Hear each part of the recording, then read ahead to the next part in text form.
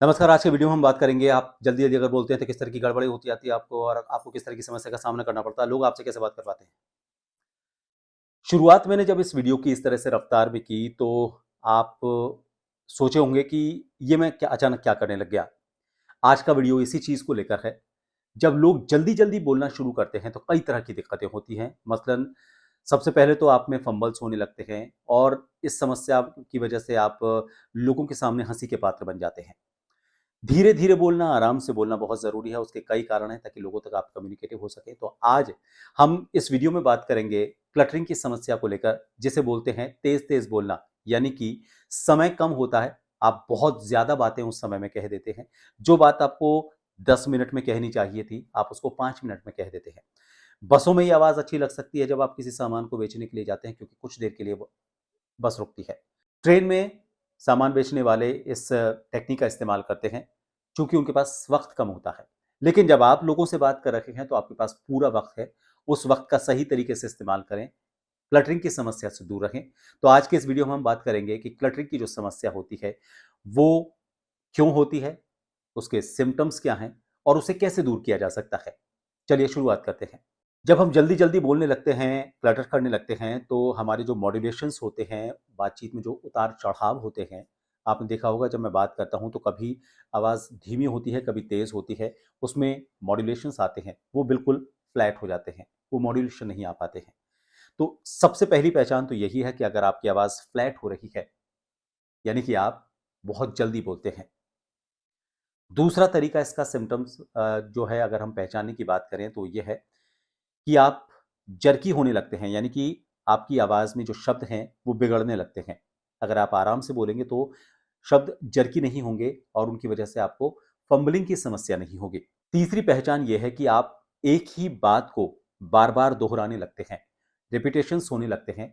आप जो बात पहले कह चुके हैं, जल्दबाज़ी में आपको ये ध्यान नहीं होता कि आप उस बात को कह चुके हैं और आप वापस उस बात को दोहराने लगते हैं। और तीसरा सिम्पटम ये है कि आपकी जो रिदम होती है, आप गाने सुनते हैं उसमें एक ताल होती है, टेम्पो होता है। वो टेम्पो जिस तरह से गाने में अगर बिगड़ जाए तो आपको पता चल जाता है कि गाना पूरा खराब हो गया है। उसी तरह से जब आप लोगों से बात करते हैं तो उसमें भी एक रिदम होता है। उसमें ये नहीं कभी आप एकदम से तेज़ हो गए, कभी आप एकदम से स्लो हो गए। आप एक टेम्पो मेंटेन करते हुए चलते हैं। मॉड्यूलेशंस आ सकते हैं लेकिन आपकी बोलने की जो रफ्तार है वो नहीं बिगड़ती। अगर वो बिगड़ रही है, कभी आप जल्दी बोल रहे हैं, कभी तेज़ बोल रहे हैं, इसका मतलब आप रफ्तार को काबू नहीं कर पा रहे हैं और ये तेज़ रफ्तार की वजह से होता है।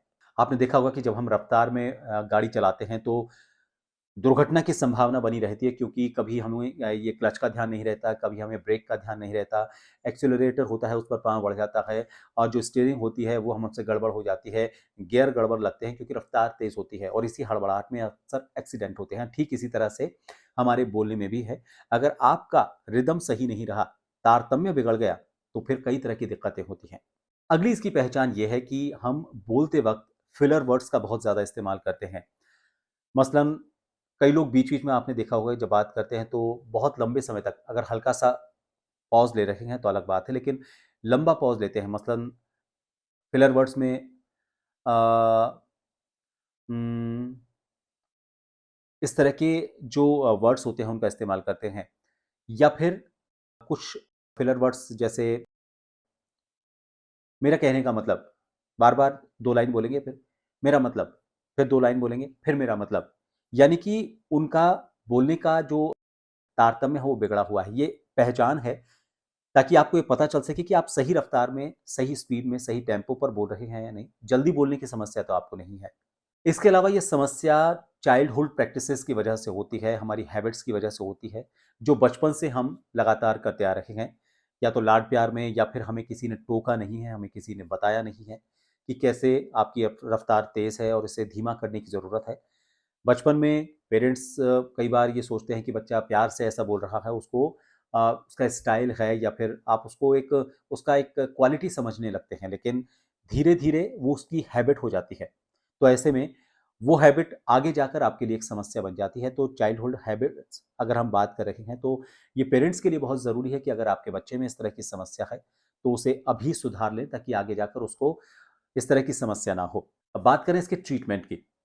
ट्रीटमेंट इसका सबसे ज़रूरी जो है वो ये है, डेली प्रैक्टिसेस आपको करनी है। डेली प्रैक्टिस आप करेंगे तो आप इस समस्या से निजात पा पाएंगे। कुछ और तरीके मैंने वीडियोस में बनाए हैं, इसमें भी मैं आपको बता देता हूँ। मान लीजिए एक सेंटेंस है, आपने उसको पहले अपनी जो आपकी बोलने की स्पीड है, अगर आपको लग रहा है कि आप जल्दी जल्दी बोलते हैं, तो स्पीड जैसे भी आप बोलते हैं उसको रिकॉर्ड कीजिए, उसका टाइम नोट कीजिए। मान लीजिए आपने उसको 1 मिनट में बोला, अब आपको टारगेट लेकर चलना है कि आपको उस पूरे पैराग्राफ को 1.5 मिनट में बोलना है। ठीक है, फिर आप उसको नोट कीजिए। हो सकता है 1.5 मिनट आप पहली बार में नहीं बोल पाएँ, उसको 1 मिनट 10 सेकंड, 1 मिनट 20 सेकंड में बोल पाएँ। फिर उसके बाद अगले दिन जब आप प्रैक्टिस कर रहे हैं तो उसको 1.5 की जगह 2 मिनट में करिए। उसको 2 मिनट तक धीरे धीरे बोलने की कोशिश कीजिए। ये प्रैक्टिस आपको डेली करनी है। शुरुआत आप 1 मिनट, जैसे आपका नॉर्मल टाइम है, 1 मिनट 10 सेकंड कीजिए। अगले दिन 1 मिनट 20 सेकंड कीजिए। अगले दिन 1 मिनट 30 सेकंड कीजिए। इस तरह से आप उसको टाइम को डबल कीजिए। 2 मिनट तक उसको लेकर आइए। अगर आप 2 मिनट में किसी पैराग्राफ को नॉर्मली बोलते हैं, उसे 4 मिनट तक बोलिए कुछ दिन की प्रैक्टिस में। तो इससे आपको ये पता चलेगा कि आपकी रफ्तार असल में क्या थी और फिर कैसे सही हुई। इन दोनों को जब आप रिकॉर्ड को सुनेंगे, जो आपकी पहले रफ्तार थी, और फिर उसके बाद जब आपने कुछ दिन प्रैक्टिस करने के बाद इस वीडियो को या फिर ऑडियो को रिकॉर्ड किया, तो आपको अंदाजा लगेगा कि आपने कहाँ और कैसी गलतियां की थी। ये डेली प्रैक्टिसेस हैं। इसके अलावा आपको ब्रीदिंग एक्सरसाइज करनी है। होता यह है कि हमारे फेफड़ों में जो कैपेसिटी होती है सांस लेने की, वो कम होती है और हम बोलते वक्त बहुत जल्दी हमारी जितनी भी हवा पेट में होती है उसको छोड़ देते हैं। उससे होता यह है कि हम, मान लीजिए हम जो एक बार में हवा छोड़ रहे हैं उसमें हम पूरी बात कहने के लिए जल्दी जल्दी बोलने लगते हैं। हमें लगता है कि हम इसी सांस में पूरी बात कह दें और उसके लिए हम जल्दीबाजी में बोलने लगते हैं। तो अगर आपकी लंग की कैपेसिटी बढ़िया हुई तो आप देर तक सांस को कंट्रोल कर पाएंगे और आप देर तक अपनी बात को पूरी करने के लिए आराम से वक्त ले पाएंगे। ब्रीदिंग एक्सरसाइज को लेकर भी मैंने कई वीडियोस बनाए हैं। आप अगर वीडियोस को देखेंगे तो नीचे आपको पता चलेगा कि किस तरह के वीडियोस से आप, इन वीडियोस से कैसे आप अपनी लंग्स की कैपेसिटी को बढ़ा सकते हैं। तो जो क्लटरिंग की समस्या है, बहुत आम समस्या है, लेकिन इसे दूर किया जा सकता है। जैसे मैंने आपको बताया, पहले सब आप सिम्टम्स को पहचानें, फिर उनको दूर करने के लिए प्रैक्टिस करें। ये वीडियो आपको कैसा लगा मुझे ज़रूर बताएं। अगर पसंद आया है, लाइक कर सकते हैं, शेयर करें, सब्सक्राइब करें। उसके बाद उसके आगे जो बेल आइकन है उसे ज़रूर हिट कर दें, ताकि जब भी मैं कोई नया वीडियो बनाऊं, अगला जब भी मैं कोई वीडियो बनाऊंगा तो आप तक उससे अपने आप नोटिफिकेशन के जरिए जानकारी पहुंच जाएगी। आप अगर ज्वाइन बटन पर क्लिक करते हैं तो आप एक खास मेंबर बनते हैं, जिनके लिए मैं कुछ खास टिप्स के वीडियोस बनाता हूं। आप मेरे सारे सोशल प्लेटफॉर्म से भी मुझसे जुड़ सकते हैं। स्क्रीन पर आपको इस वक्त नज़र आ रहे हैं। डिस्क्रिप्शन में भी मैंने सारे के सारे ये लिंक्स डाले हुए हैं, जिन पर आप डायरेक्ट क्लिक करके उन ग्रुप्स को ज्वाइन कर सकते हैं। आप नीचे कमेंट बॉक्स में लिखकर मुझे बता सकते हैं कि आपको ये वीडियो कैसा लगा। आप नए किस विषय पर वीडियो चाहते हैं, वो भी आप मुझे नीचे कमेंट बॉक्स में लिखकर बता सकते हैं। फिलहाल इस वीडियो को देखने के लिए बहुत बहुत शुक्रिया। नमस्कार।